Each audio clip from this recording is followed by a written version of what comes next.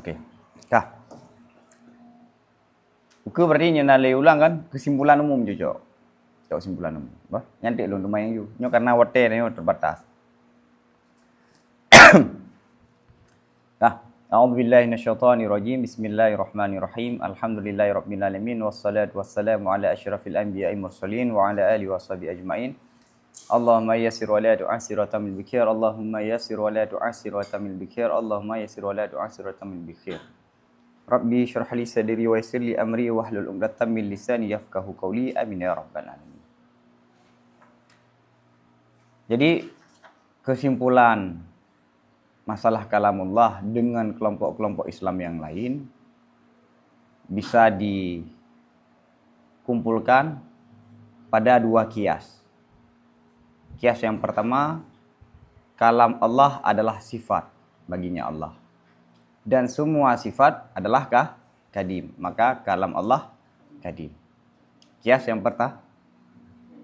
Yang kedua, kalam Allah tersusun daripada huruf dan ada suara. Ini Al-Quran. Dan semua yang tersusun dari huruf dan suara adalah maka kalam Allah bertentangan antara kias yang pertama dengan kias yang kedua.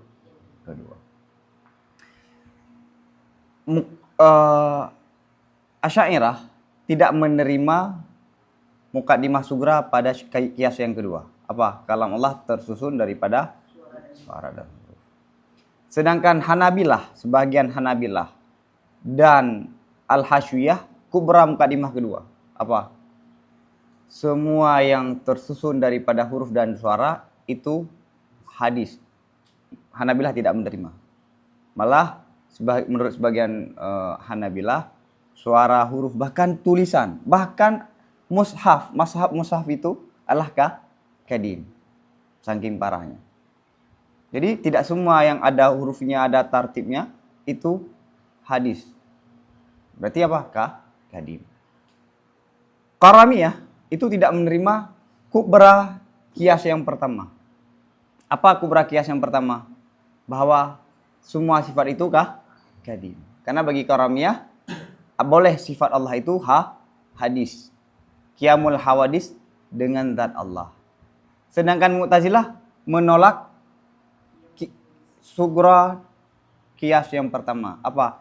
Kalam Allah itu adalah sifat yang terpisah.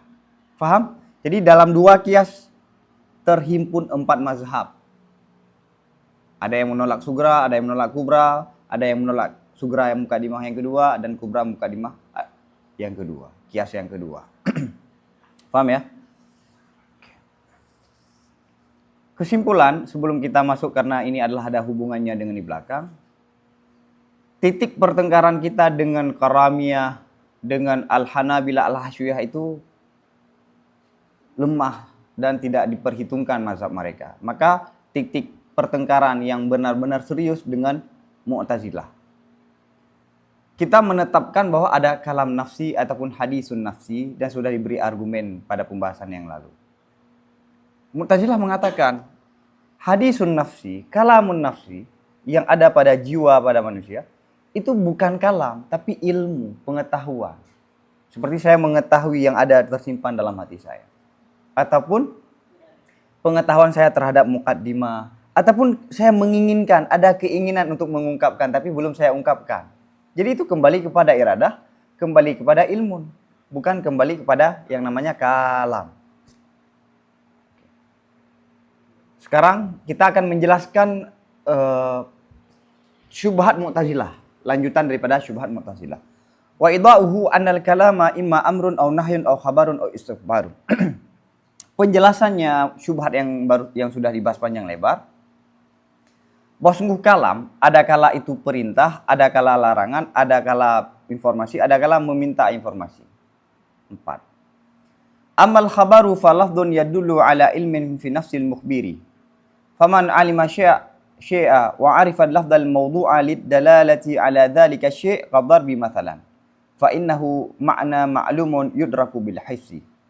Wa lafdid darbi alladhi huwa mu'allafun min ad-daddi wal-ra'i wal-ba'i alladhi wada'athu al-arabu lid dalalati ala al-ma'na al-mahsusi wa hiya ma'rifatun ukhra. Wa kana lahu qudratun ala iktisabi hadhihi al-aswati bilisanihi wa kana lahu iradatun lid-dalalati wa iradatun li iktisabil lafzi. Tamma minhu qawluhu daraba wa lam yaftakir ila amrin zaidin ala hadhihi al-umur. Jadi ungkapan ataupun kalam, ada kala perintah, ada kala larangan, ada kala informasi, ada kala. Sekarang kita mengurai kabar. Apa definisi kabar? Apa itu kabar? Amar kabar, adapun kabar informasi. Kabar itu adalah satu ucapan yang menunjuki di atas pengetahuan pada jiwa, pada diri orang yang menyampaikan. Oke. Makna kabar apa? Saya udah punya pengetahuan. Ya kan, makna kabar kan sudah ada pengetahuan, sudah saya memiliki informasi, kemudian saya sampaikan. Nah, ungkapan yang saya sampaikan itu adalah lafal yang menunjuki terhadap pengetahuan yang ada saya miliki, yang ada pada diri saya. Oke.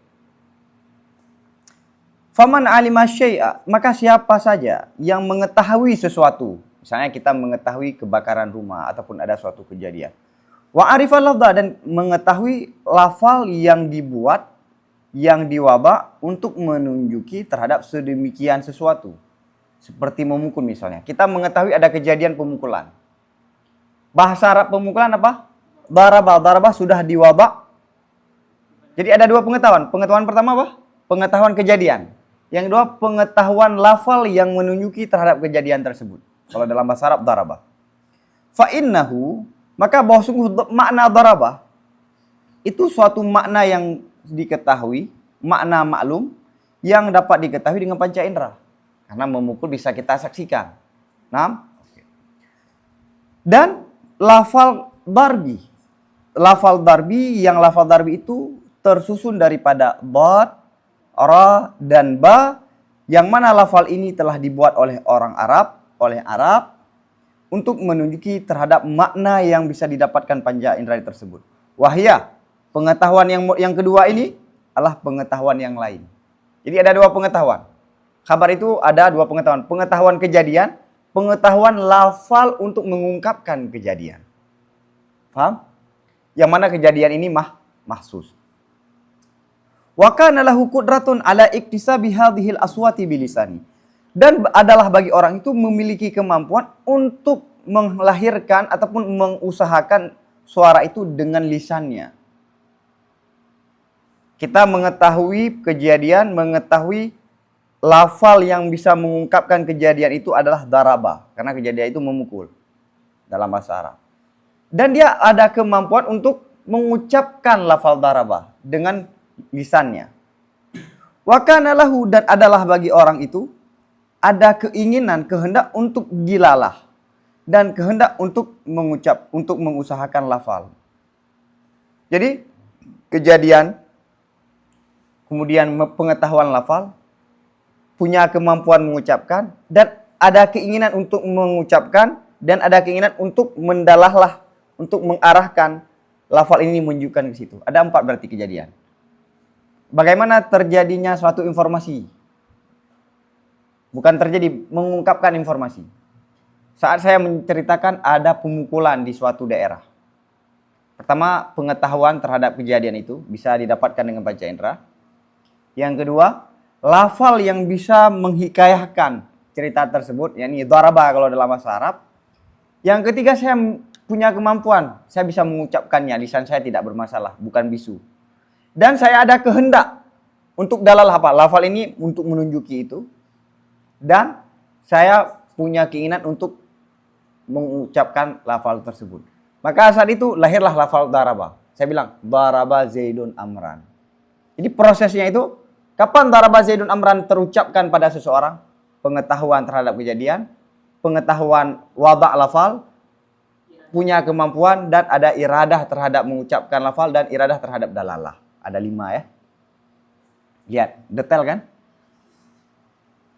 Tamma. Oke, selesai daripada uraian-uraian itu, ungkapan seseorang daraba walam yaftakir, dan dia tidak butuh kepada perkara yang lebih di atas ini perkara. Oke. Khabar itu kan bagian daripada kalam. Jadi saat kita selidiki, kita periksa salah satu daripada kalam apa? Khabar. Ini kan kita sedang membahas kalam. Kalam itu kan ada kala khabar. Khabar itu kapan bisa terungkap? Kapan bisa dia diucapkan? Saat terpenuhi daripada 5. Begitu terpenuhi daripada 5, selesai. Tidak butuh kepada perkara yang lain. Ada nggak hadisun nafsi di situ? Dengan uraian tadi? Tidak? Tidak ada.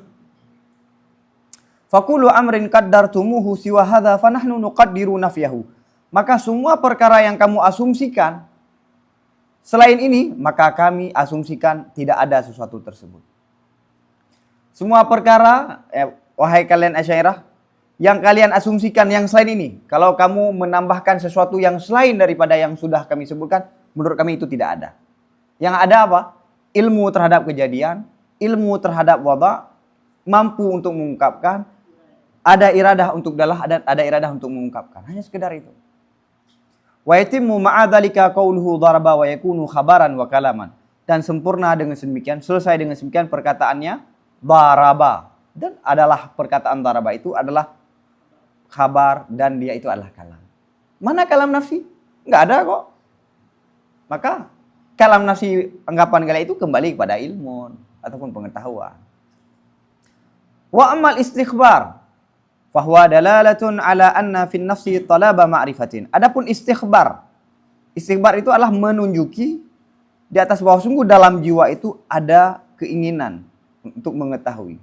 Talab ma'rifah. Talab meminta pengetahuan. Keinginan untuk mengetahui. Jadi mana istikhbar apa? Saya istifham, saya menanyakan sesuatu. Apa arti daraba? Apa arti kesuksesan, saya tanya. Oke. Ungkapan ini adalah dalalah, dia menunjuki bahwa dalam jiwa saya itu ada talab ma'rifah. Wa ammal amru, hanya sekedar itu kan istikhbar, yang mana istikhbar bagian daripada wa ammal amru fahuwa dilalatun ala anna fi nafsil amiri talaba fi'lil ma'muri. Adapun perintah, maka perintah itu adalah menunjuki dalalah bahwa sungguh dalam jiwa sosok yang perintah itu ada permintaan melakukan yang diperintahkan. Makna amar apa? Tolong ambil air, tolong simak baik-baik, tolong buka kitab, tolong ngaji. Ungkapan itu perintah, ya kan? Perintah. Perintah itu adalah dia menunjuki bahwa dalam jiwa sosok yang perintah itu keinginan untuk dilakukan apa yang diperintahkan. Saya menginginkan dalam jiwa saya bahwa kalian harus melakukan apa yang saya perintahkan. Jadi ungkapan itu cerminan terhadap apa yang ada dalam diri saya. Apa? Perbuatan itu harus dilakukan. Kan itu makna amar. Wa ala hadza yukasun nahyu, dan berdasarkan ini dikiaskan nahi. Wasairul aqsami minal kalam, dan sisa-sisa pembahagian daripada kalam, pembahagian kalam yang lain. Wala yuqalu amrun kharijun an hadza, dan tidak bisa dipahami suatu perkara yang di luar daripada ini. Maksud di luar daripada ini ya yang tadi prosesnya. Prosesnya enggak ada penambahan selain daripada yang sudah disebutkan. Wa hadhil jumlatu fa ba'dhuha muhalun alaihi kal aswad. Ini kumpulan, ini jumlah keseluruhan ini, maka sebagian keseluruhan ini itu mustahil terhadap Allah seperti suara. Oke. Sekarang kita kembali kepada Allah. Kalam Allah. Allah kan dalam salah satu kalam Allah kan ada khabar, ya kan? Karena dalam Al-Qur'an Allah menceritakan kejadian-kejadian masa lalu dan masa yang akan datang. Berdasarkan uraian tadi ada 5 suara, ya kan? Itu sebahagian daripada 5 itu mustahil terhadap Allah. Seperti suara kal aswad. Wa ba'dhuha mawjudatun kal iradati wal ilmi wal qudrat, dan sebahagian daripada kumpulan itu ada seperti keinginan, pengetahuan dan kudrah. Ingat kabar tadi, pengetahuan terhadap kejadian. Saya memiliki kemampuan untuk mengungkapkan dan ada iradah untuk mengungkapkan. Itu ada pada Allah. Berarti makna kabar, makna kalam Allah apa? Ilmu, iradah dan wa amma ma ada hadza fa ghairu mafhumin. Dan adapun yang selain ini maka nggak bisa dipahami, hanya sekedar ini. Ini kuat, kuat. Daripada argumen ini kita melatih bagaimana bisa menghadapi syubhat-syubhat yang kuat. Lihat jawabannya. Wal jawabu. Annal kalam alladhi nuriduhu ma'na zaidun ala hadhil jumlati. Wal nadhkurhu fi qismin wahidin min aqsamil kalam wa huwal amru hatta la nutawwilal kalam. Jawabannya bahwa sungguh kalam yang kami maksudkan, kalam itu adalah makna yang lebih di atas ini keseluruhan. Makna kalam yang kami sebutkan itu bukan yang kamu sebutkan itu, ada makna yang lain. Maksud kalam yang kami tetapkan, yakni kalam nafsi, tidak masuk daripada kategori yang sudah kamu sebutkan tadi. Maka kalau tidak masuk dalam yang sudah kamu sebutkan, dan hendaklah kami menyebutkannya pada satu pembahagian daripada pembahagian kalam, yaitu amar, sehingga kami tidak membuat panjang lebar pembahasan. Cukup satu aja yang kasih contoh ya. Ya, sehingga kita nggak terlalu panjang. Dan ini pun terlalu panjang, Imam Ghazali akan membahas ke depan. Lihat, ini masalah rumit, nggak langsung masuk ke inti. Kasih tamhid dulu, pengantar dulu. Qaulus sayyid fanaqulu qaulus sayyid li gulamihi kum lafdhun yadullu ala ma'na. Maka kami katakan, perkataan seorang budak, seorang sayyid, seorang tuan bagi budaknya, kum, berdiri. Kum, kalimat kum itu adalah lafal yang menunjuki di atas mana? Naam? Oke. Wal makna madlulu alaihi fi nafsihi huwa kalam. Makna yang ditunjuki di atas makna tersebut dalam dirinya itulah kalam. Saya ucapkan apa? Berdiri. Berdiri itu adalah ungkapan yang menunjuki, yang mencerminkan, yang menghikayahkan kalam yang ada dalam, madulnya mana? Yang ada dalam diri saya, itulah kalam. Ini belum masuk. Oke, ini dakwah. Walaysa dzalika syai'an mimman dzakartumuhu. Dan tidaklah sedemikian itu sesuatu daripada perkara-perkara yang sudah kalian sebutkan akannya perkara. Makna yang ada dalam jiwa itu tidak masuk dalam kategori yang sudah kalian sebutkan. Kum saya ungkapkan. Kum. Ada makna enggak dalam jiwa saya? Nah, makna ini tidak masuk daripada kategori yang sudah kalian sebutkan tadi. Kenapa? Lihat ke depan. Wala hajata ila itnabi fi taqsimati. Dan tidak butuh untuk panjang lebar dalam taksimat, dalam pembahagian. Ini maksudnya kan, tadi kan ada 5 pembahagian. Ada kala kudra, ada iradah, ada kala ilmu, adalah banyak. Ini nggak perlu panjang lebar. Kalian cuma fokus kedua perkara saja sebenarnya. Apa? Wa innama yutawahamu radduhu imma ila iradatil ma'muri au ila iradatil dilalah. Hanya saya teranggap akan kembalinya amar adakala kepada ingin iradah makmur, menginginkan yang diperintahkan, ataupun kepada menginginkan dalalah. Jadi kan ada 5 taksim yang sudah disebutkan oleh Mu'tazilah. Ini saya nggak perlu panjang lebar membahasnya. Karena poin daripada kalian cuma 2. Yang kalian anggap kum saat ada lafal kum berdiri. Itu kalian menganggap kum itu adalah madlulnya apa? Saya menginginkan kalian berdiri. Ataupun iradah dilalah. Apa iradah dilalah di belakang disebutkan? Apa? Dilalah makna ini, lafal ini terhadap makna yang di sini. Ada 2 berarti ya. Kum menurut Mu'tazilah, anggapan Mu'tazilah amar itu kembali pada 2 perkara. Iradatul ma'mur, saya mau kalian lakukan itu yang saya perintahkan. Makna yang kedua adalah lafal itu saya inginkan untuk menunjuki makna yang saya maksud. Ini kan saya memiliki maksud nih. Saya memiliki maksud. Kemudian saya ungkapkan apa? Kum. Kum itu saya menginginkan ada dalalah dari lafal kum terhadap keinginan saya. Hanya itu apa? Iradatul ma'mul, iradatul dalalah. Ini pembahasan yang sangat penting. Dalam gaya usul pada pembahasan amar, disinilah perdebatannya. Apa makna amar? Ingat, kalam nafsi ya kan? Oke?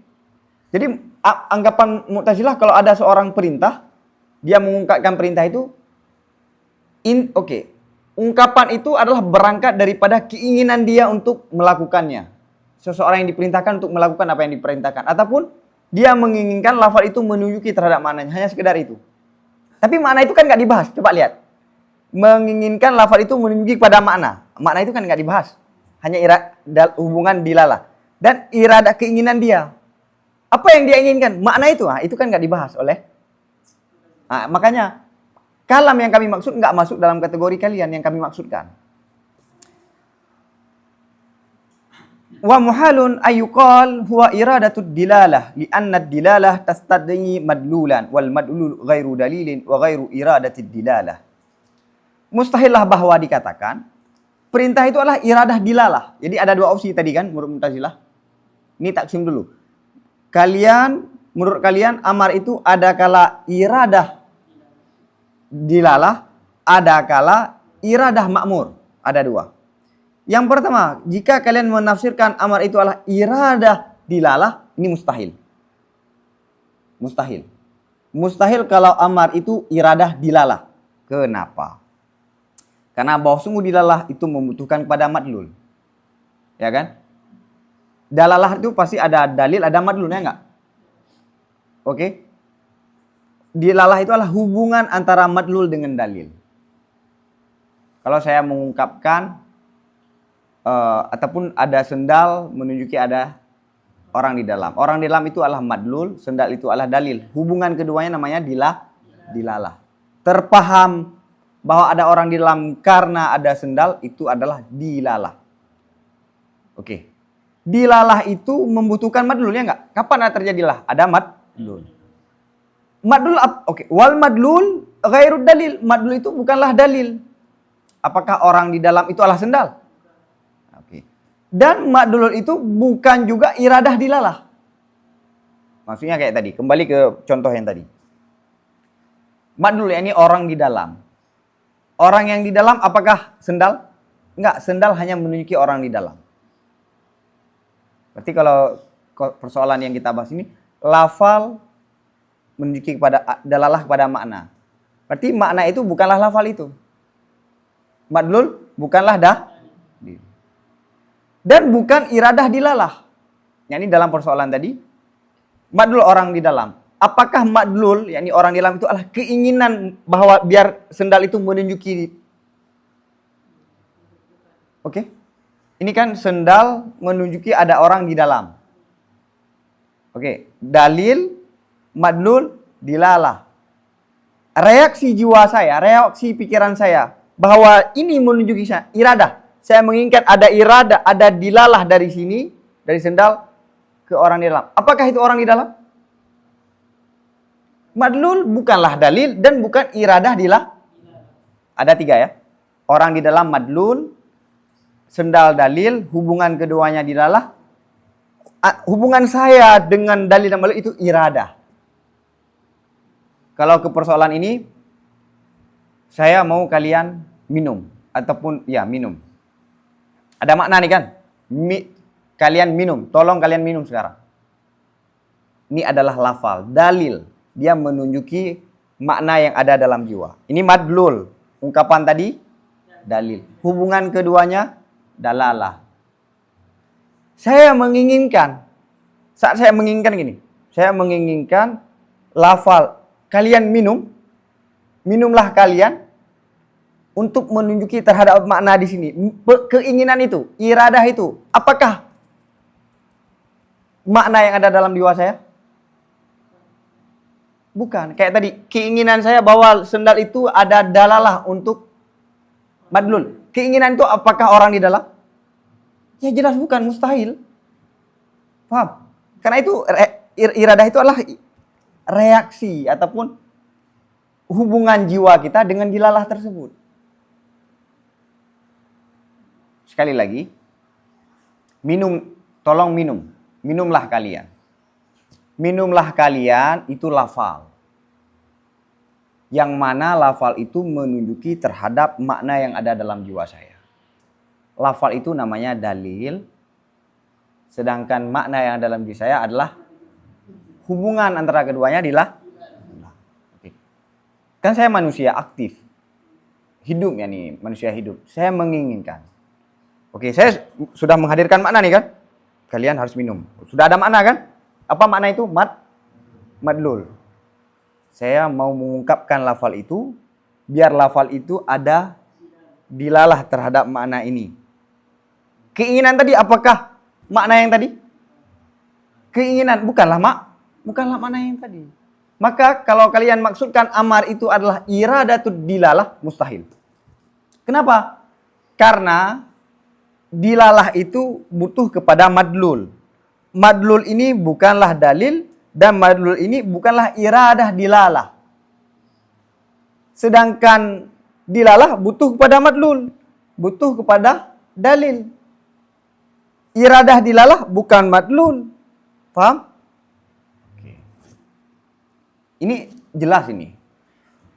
Opsi yang kedua, makna minumlah kalian, keinginan saya untuk kalian minum. Keinginan saya untuk kalian minum. Berarti amar kembali kepada iradah. Iradatul ma'mur. Wa muhalun ayyukala innahu iradatul ma'mur. Mustahillah bahwa dikatakan bahwa sungguh amar itu iradatul ma'mur. Mustahil juga kalau kalian menafsirkan amar itu iradatul ma'mur. Apa? Kayak tadi. Minumlah kalian, saya ucapkan. Maknanya apa? Ada pada diri saya kan? Karena sebelum saya ungkapkan itu sudah ada keinginan dalam jiwa saya. Ini madlul ataupun makna ya kan? Lafal tadi dah dalil. Keinginan saya untuk kalian minum, menurut Mu'tazilah itulah amar, mustahil. Mustahil kalau amar itu, yakni maknanya adalah iradatul ma'mur. Kenapa? Li'annahu qad ya'muru wa huwa la yuridul imtisal bal yukrihuhu. Karena bahwa sungguh seseorang, kadang-kadang seseorang itu memerintahkan, dan orang itu tidak menginginkan akan dijunjung, dilakukan perintah tersebut. Al-imtisal melakukan, junjung tinggi ya. Bahkan tidak suka orang yang perintah itu akan dilakukan, dieksekusinya perintah. Ini makna amar tadi apa? Iradah kan? Menurut Mu'tazi, menurut kita enggak. Allah memerintahkan Abu Jahal untuk beriman. Oke. Itu perintah, ada perintah. Tapi Allah menginginkan? Enggak. Ini contoh kejadian di lapangan, nanti ada ke depan disampaikan bahwa ada perkara kita perintah, tapi kita nggak mau perintah kita itu dijalankan. Berarti perintah dengan keinginan dua yang berbeda kan? Dua yang berbeda. Ada perintah, tapi kita tidak mau perintah itu dilakukan. Tahu mana? Itu ada perintah, ada, tapi kita nggak suka perintah itu dilakukan. Ada nggak dalam keseharian kita kan? Apa contohnya? Ghazali memberi contoh. Kalladhi ya'tadhiru inda sultani alhammi biqatlihi tawbihan lahu ala darbi gulamihi bi annahu innama darabahu li asyanihi. Seperti orang yang meminta maaf pada sultan, di sisi sultan, yang sultan itu ingin untuk membunuh si Said ini. Kenapa dia ingin membunuh? Untuk mencela baginya, untuk memberi pelajaran, baginya si Said. Ingat damir itu ya. Kenapa dia perlu memberi peringatan, memberi itu? Karena dia telah memukul budaknya si Said. Jadi ceritanya apa? Si Said mengeksekusi memukul budaknya, sehingga sampai berita itu ke sultan, dia dipanggil. Ini kalau kamu nggak ada jawaban, saya hukum kamu. Saya hukum atas perlakuan kamu yang tadi. Nah, dia minta maaf, ya'tadzir. Kenapa saya pukul? Karena dia maksiat. Maksiat. Ke depan bi'an ini taswir ya'tadzir. Dengan bagaimana dia meminta maaf, meminta kelonggaran. Bi'annahu dengan bahwa sungguhnya si Sayyid, si tuan, hanya saja kenapa dia memukul budaknya, hanya saja memukul si tuan itu akan si budaknya karena maksiatnya si budak. Karena tidak taatnya si bu. Saya pukul dia karena dia taat. Apa buktinya? Oke, kemudian Sultan tanya.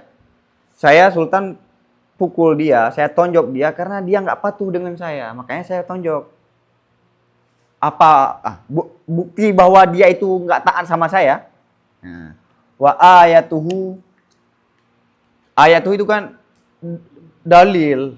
Buktinya si gulam itu tidak taat. Bahwa sungguh si Sayyid itu telah memberi perintah akan si budak itu di hadapan raja.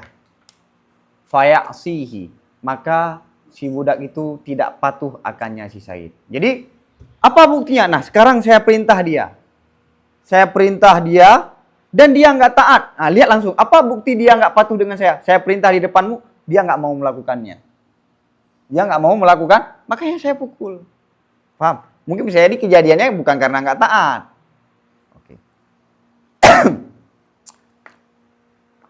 Fa'idha arada al-ihtijaja bihi wa qala lil gulami baina yadayil maliki. Apabila si Said itu ingin memberi argumen dengan yang tadi apa? Bahwa dia tidak patuh terhadap perintah saya. Buktinya saya perintah sekarang dan dia tidak patuh. Waqala, dan berkatalah si Said itu bagi budak di hadapan raja. Apa dia katakan? Kum, berdiri kamu. Fa inni azimun alaika bi amrin jasmin la udra laka fihi wa la ta'wila an takum. Berdiri sekarang, karena kan budak ini dulu kan. Berdiri. Maka bahwa sungguh saya sudah azamkan terhadapmu dengan suatu perkara yang sudah kuat, yang sudah pasti, yang tidak ada keodoran bagimu.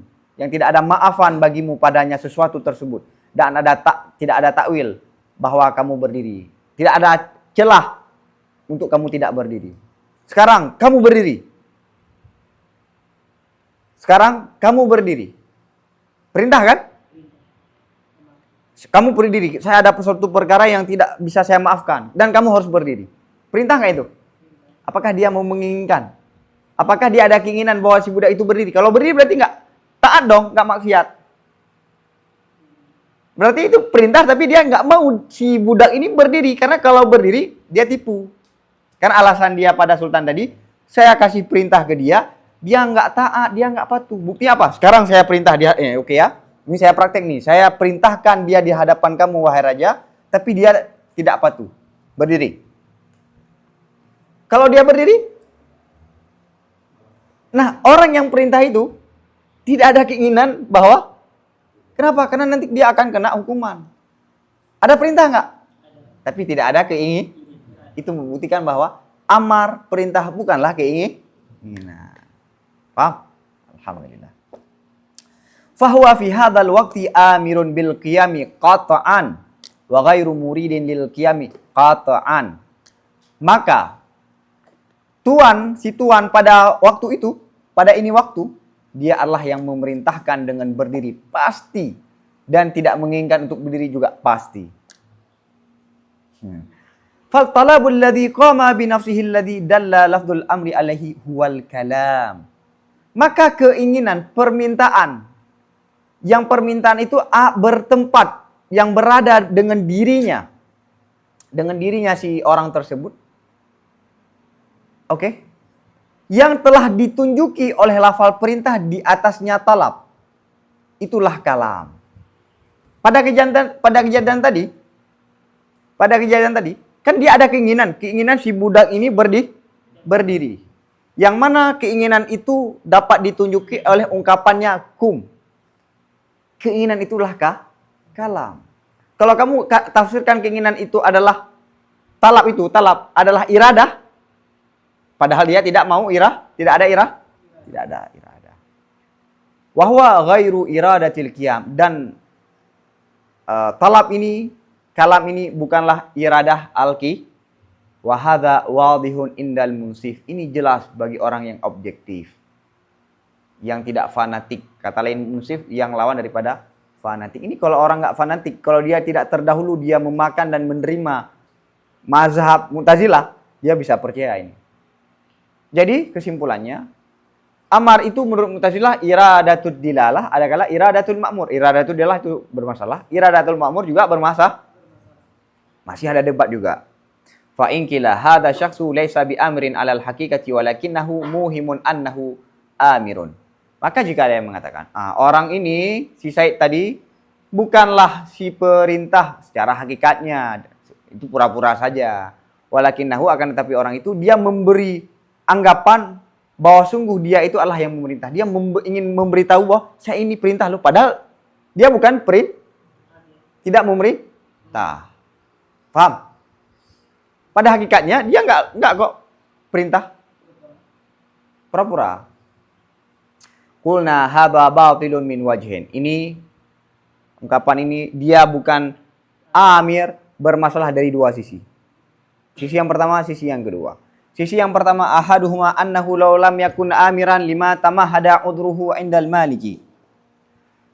Pertama, salah satu daripada bahwasanya bahwa sungguh orang tersebut, kalau seorang tersebut itu, yakni si Said itu bukanlah yang memerintahkan. Niscaya tidaklah memberi pengantar keodorannya si Said di sisi raja.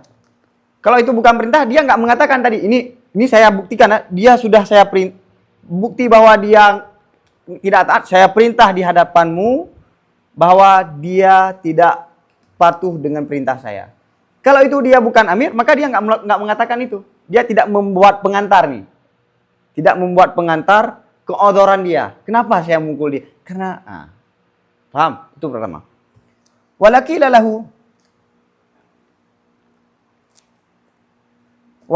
lahu anta fi hadzal waqti la yatasawwaru minkal amru li annal amra huwa talabul imtisal.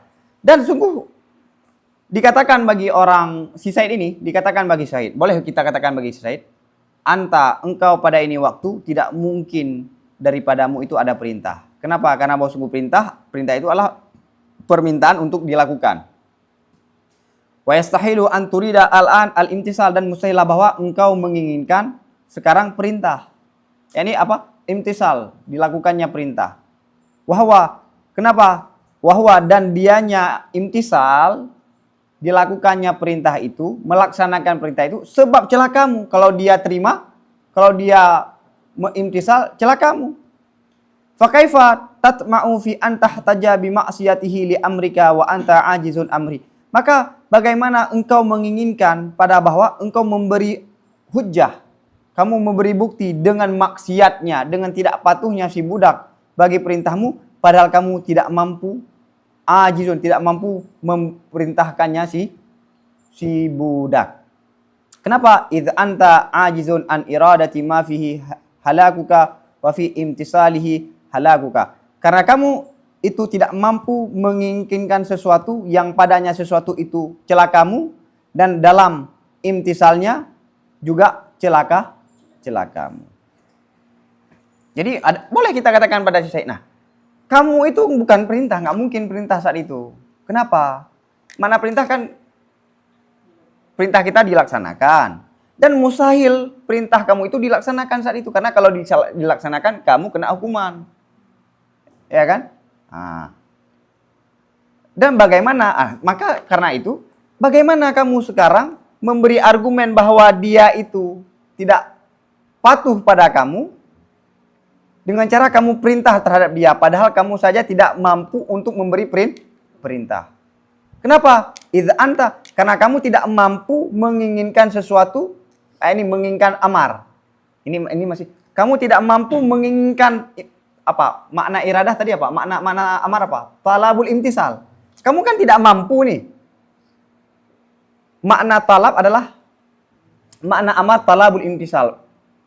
Perintah kita dilaksanakan. Kita bagi si Said itu, dia tidak mampu untuk menyukseskan itu. Tidak ada iradah itu kan? Karena celaka dia. Itu dia tidak mampu terhadap itu. Dan kalaupun dia lakukan, juga celaka. Juga celaka.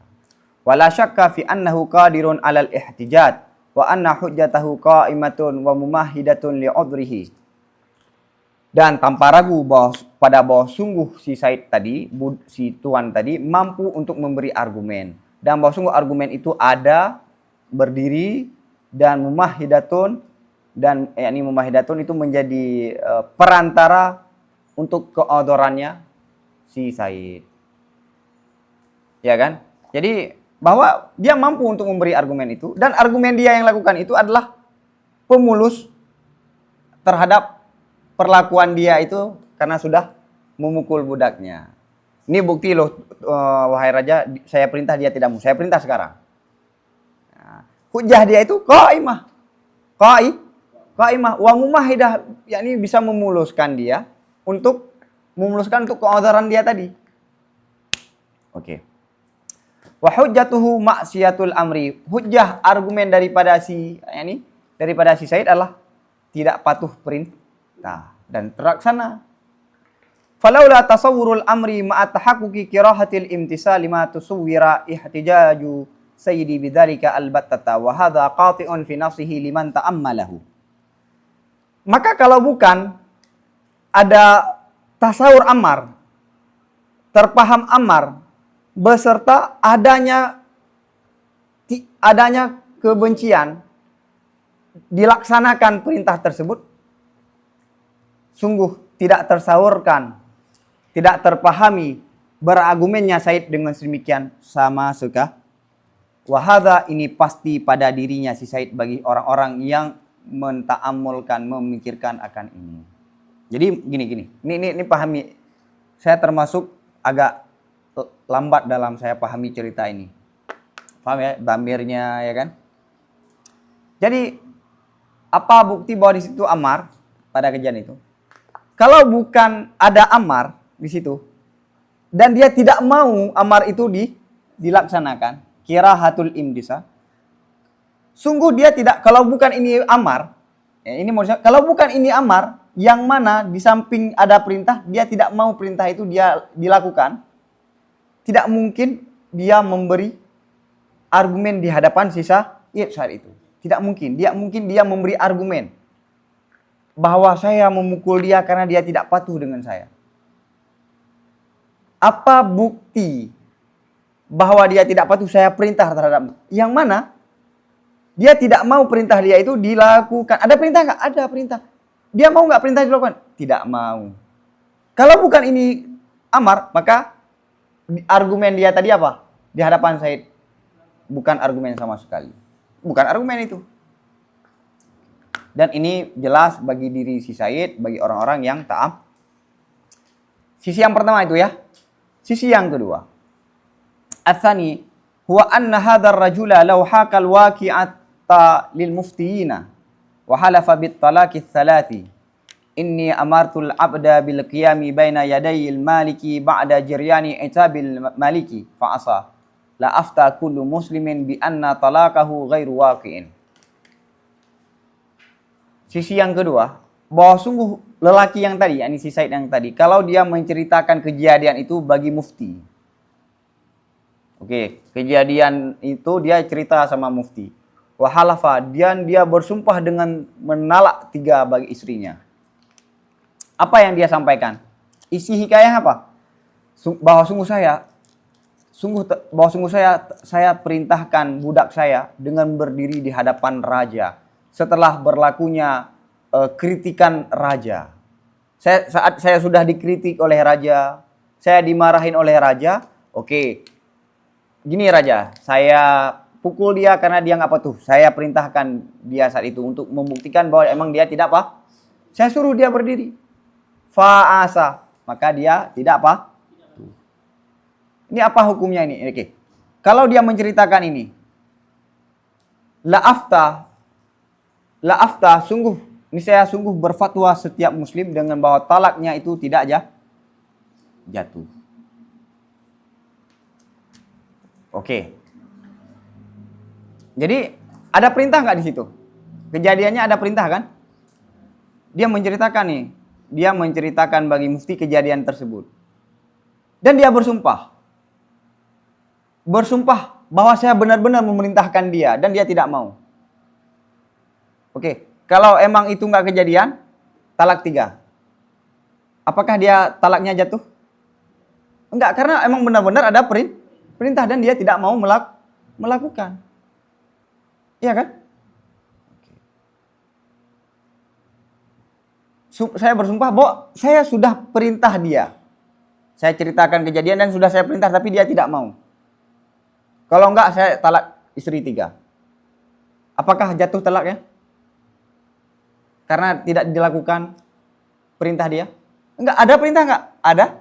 Itu membuktikan bahwa ada perintah tapi tidak ada keinginan.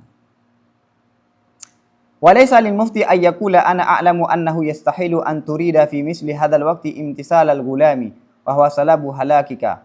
Dan tidak boleh bagi mufti itu bahwa mengatakan, ana a'lam, saya mengetahui bahwasanya mustahillah bahwa kamu menginginkan pada ini waktu dijunjung tinggi oleh si budak. Kenapa?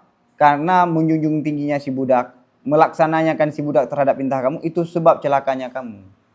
Boleh nggak bagi mufti mengatakan, gini, kamu nggak perintah itu, karena saya tahu mustahil kamu menginginkan pada waktu itu budak kamu melakukan apa yang kamu perintahkan. Karena kalau dia melakukan apa yang kamu perintahkan, kamu celaka nanti, kena hukuman, kamu berdusta terhadap raja. Faham? Jadi kalau mufti mengatakan itu nggak boleh bagi mufti mengatakan apa? Oh, kamu nggak ada perintah. Kenapa? Karena kamu tidak menginginkan dia itu berdiri. Kenapa? Karena kalau dia berdiri, kamu celaka. Nggak boleh begitu.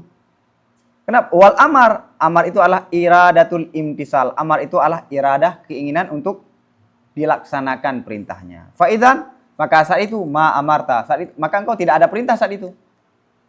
Hadza law qalahul mufti. Ini kalau dikatakan ini oleh si mufti, maka perkataan mufti ini bermasalah ittifaq. Karena ada perintah. Boleh nggak dikatakan, oh kamu nggak ada perintah saat itu. Padahal kejadiannya ada perintah, kamu nggak ada perintah saat itu. Kenapa? Karena kamu tidak menginginkan dia melakukannya. Karena kalau dia melakukannya, kamu akan celaka. Maka saat itu kamu tidak perintah. Ini bermasalah nggak? Bermasalah karena realitanya ada perintah.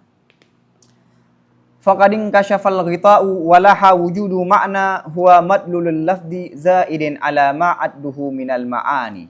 Maka sungguh telah terbukalah yang tertutup. Yang tertutup terhadap pembahasan kalamullah sudah terbuka.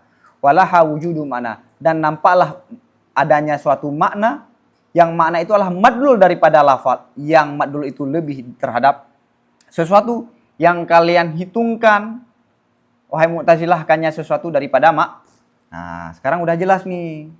Ada satu makna yang ditunjuki oleh lafaz tersebut yang bukan yang telah kamu sebutkan itu. Bukan yang telah kamu hitungkan yang tadi, bukan itu.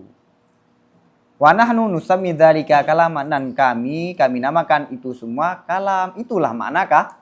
Paham? Lihat tahqiq kan? Ini tahqiq. Wa huwa jinsun mukhalifun lil ulumi wal iradati wal i'tiqadi.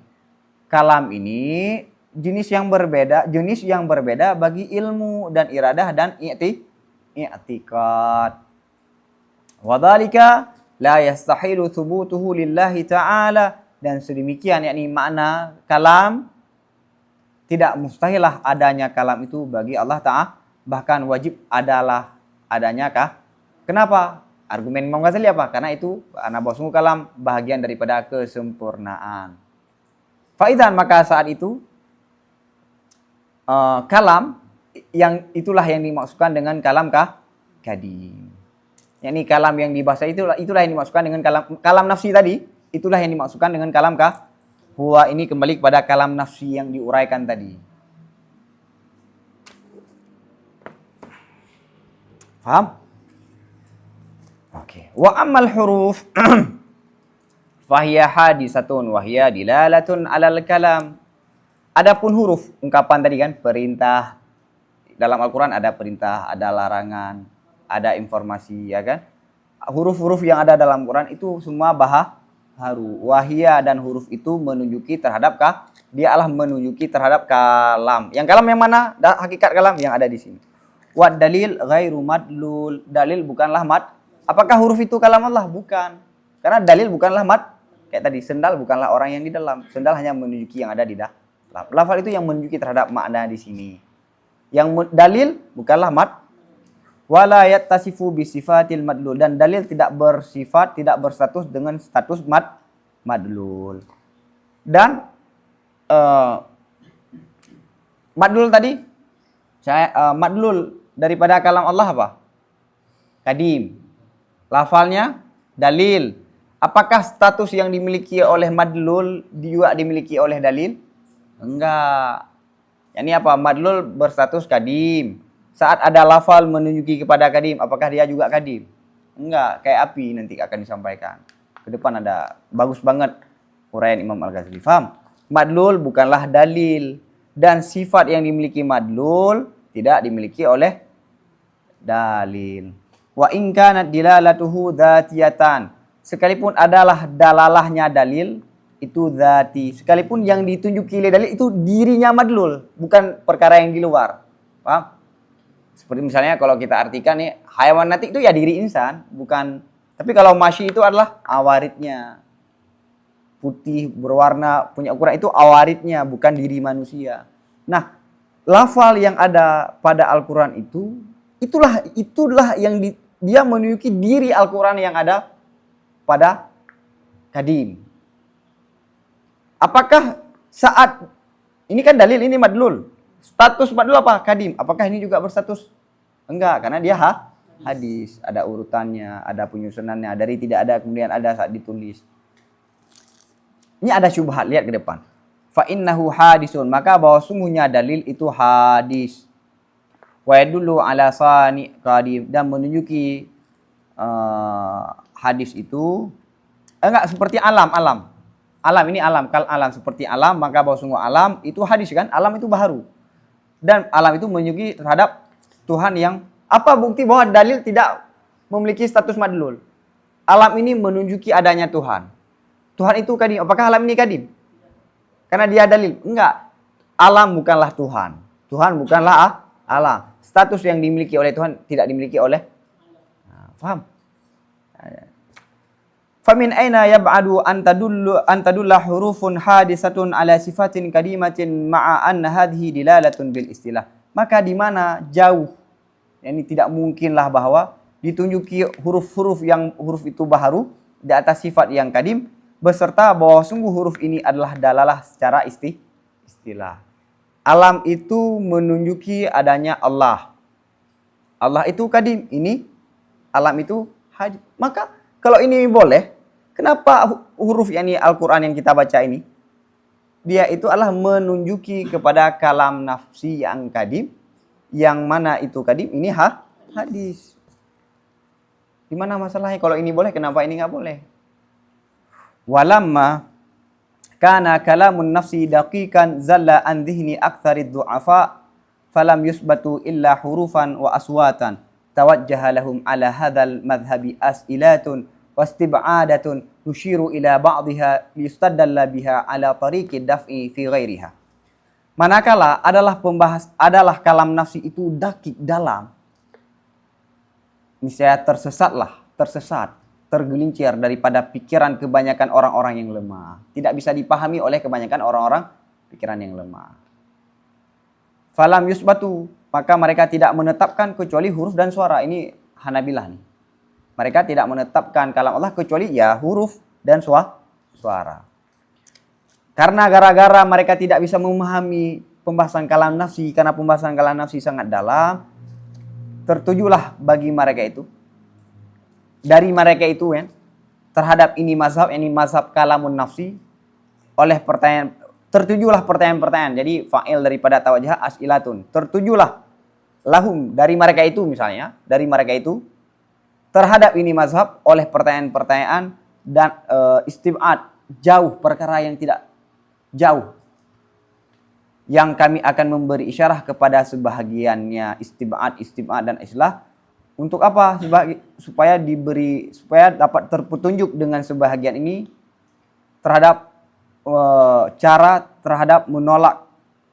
menolak pada selainnya sebahagian ini. Jadi karena pembahasan kalam nafsi itu sangat dalam, maka sebagian orang timbul pertanyaan-pertanyaan terhadap mazhab ini. Dan istib'ad ya, bukan mustahil, karena beda antara mustahil dengan ba'idul aqli. Ba'id itu yang nggak pernah terjadi. Bagaimana ada kalam tapi nggak ada suara, nggak ada huruf. Nah, itu ba'id. Nah, Imam Ghazali akan menyampaikan 5 istib'ad kalau tidak salah. Ada 5 istib'ad. Kenapa Imam Ghazali cuma menyebutkan 5? Supaya kamu bisa memberi jawaban terhadap istib'ad yang lain yang tidak disebutkan. Inilah metode Pak sebenarnya seorang guru. Kita memberi petunjuk. Dengan petunjuk ini dia bisa pergunakan terhadap persoalan-persoalan yang lain. Ini saya kasih jawaban terhadap istib'ad itu. Dengan jawaban ini kamu bisa memberi jawaban terhadap istib'ad dan as'ilah yang lain. Yang pertama ini sangat penting. Al-awwalu.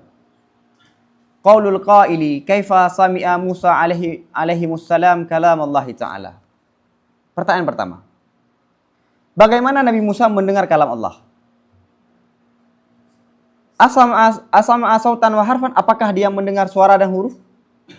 Fa in qultum dzalika, maka kalau kamu jawab iya, maka saat itu dia tidak mendengar kalam Allah. Kenapa? Karena bahwa sungguh kalam Allah tidak dengan huruf. Wa in lam yasma' harfan wala sautan, apabila dia tidak mendengar huruf dan tidak mendengar suara, maka bagaimana dia mendengar sesuatu yang tidak berhuruf dan tidak bersuara? Ya kan? Kuat nih pertanyaan. Pertanyaannya, Nabi Musa kalimullah, dia berbicara dengan Allah dengan nas Al-Quran. Saat Nabi Musa mendengar kalam Allah, apakah ada suara dan huruf? Kalau kamu mengatakan iya, ini menentang dengan mazhabmu. Kamu mengatakan kalam Allah tidak ada suara dan huruf. Kalau kamu mengatakan Nabi Musa mendengar kalam Allah tidak ada huruf, tidak ada, bagaimana mendengar kalam yang tidak ada suara dan tidak ada huruf? Lihat jawaban tadi. Qulna sami'a kalam Allah Ta'ala. Ya. Sami'a. Nabi Musa mendengar kalam Allah. Dan kalam Allah yang Nabi Musa dengar apa? Sifat yang kadim, yang ada dengan zat Allah Ta'ala. Yang tidak memiliki huruf, yang tidak ada dengan huruf, dan tidak bersuara. Nah, ini jawabannya. Faqaulukum, maka pertanyaan kalian, bagaimana Nabi Musa mendengar kalam Allah Ta'ala? Ini adalah kalam orang-orang yang tidak memahami permintaan daripada soal kaifa.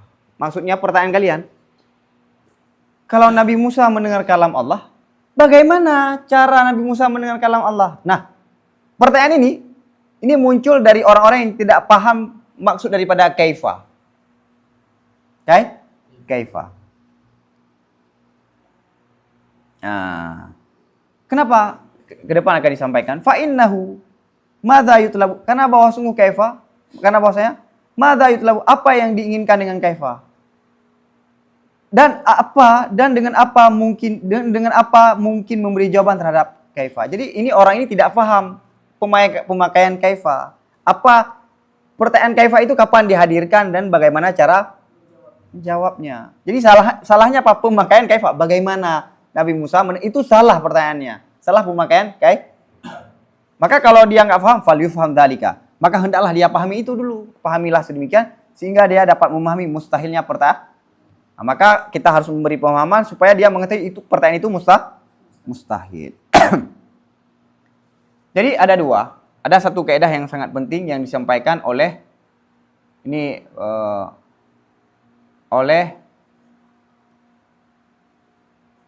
Muhammad Ashraf Ali At-Tahanawi. Muhammad Ashraf Ali At-Tahanawi.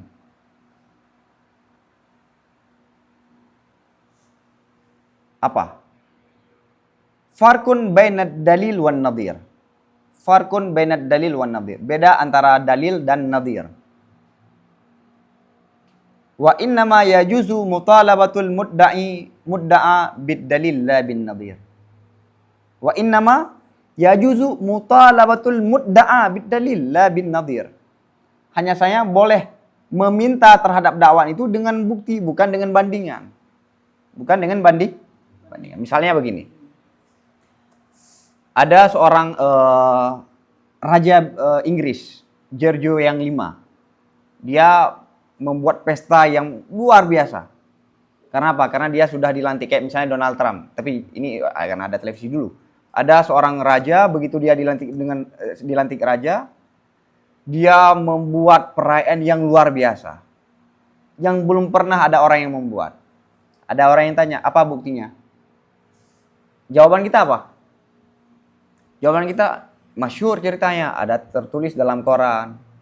Manusia menyaksikannya. Boleh nggak dia katakan, bagaimana dia buat itu sebelum, bagaimana contoh untuk keadaan sekarang? Faham? Nadir, bandingannya apa? Karena kan ini belum ada pernah yang buat nih. Apa bandingan sebelumnya? Nggak ada bandingan karena belum ada yang membuat seperti itu.